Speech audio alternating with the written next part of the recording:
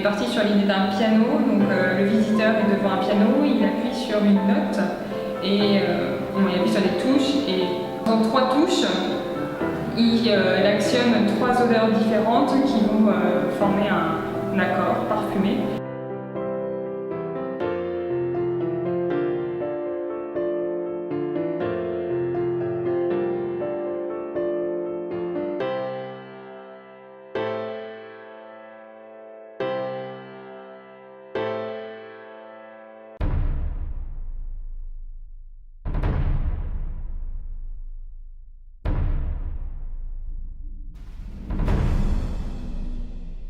Le projet que nous avons réalisé s'appelle le Flaconator, puisque vous allez avoir une frise en fait chronologique qui va vous présenter par 5 périodes historiques, de l'Antiquité jusqu'au XXe siècle, des flacons assez emblématiques de leur époque qui vont être mélangés pour donner le flacon essence de la période. Donc, vous allez le voir, pour l'Antiquité, vous avez 5 flacons qui se transforment, on appelle ça un morphing, pour donner ensuite le mélange en fait d'essence de ces 5 flacons de l'époque.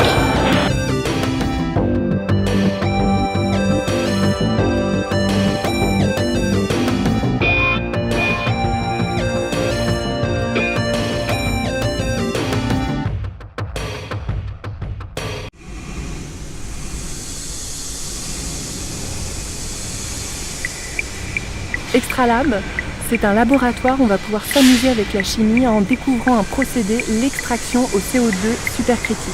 On va s'amuser à faire monter la pression et faire monter la température pour donner aux molécules de CO2 l'état supercritique et pouvoir extraire l'essence et plutôt les odeurs naturelles de la rose. Et à la fin de l'expérience, le visiteur il pourra comparer plusieurs types d'extraction. On va le faire deviner pour voir s'il sait reconnaître cette odeur qui est celle qui est la plus proche de la nature, puisqu'elle offre une palette d'odeurs qui est vraiment très très proche de celle qui est à l'état naturel. C'est un procédé écologique et qui aujourd'hui est utilisé par la plupart des parfumeurs et notamment par Louis Vuitton.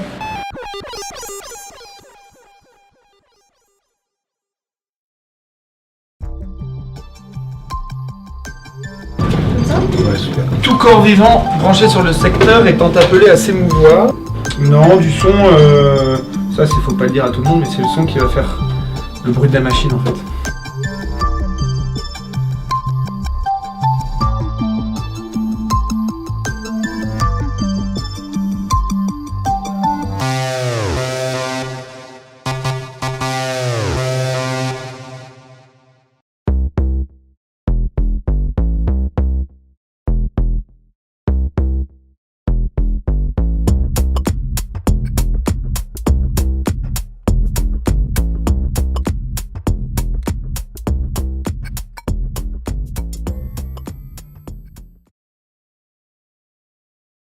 Le flashback est de rappeler des souvenirs en fonction d'une odeur. Donc on présente sur notre prototype 3 odeurs qui sont que l'on va retrouver dans la vie de tous les jours. Donc on va avoir des notes sucrées, des notes florales et des notes naturelles. Ensuite, quand on a un souvenir qui nous revient en fonction d'une odeur, on va la retranscrire sur une tablette où il y aura une map. Et le but c'est d'écrire ce souvenir qui soit noté et localisé donc, sur le monde entier. Et voilà, comme ça on peut voir le souvenir de chacun.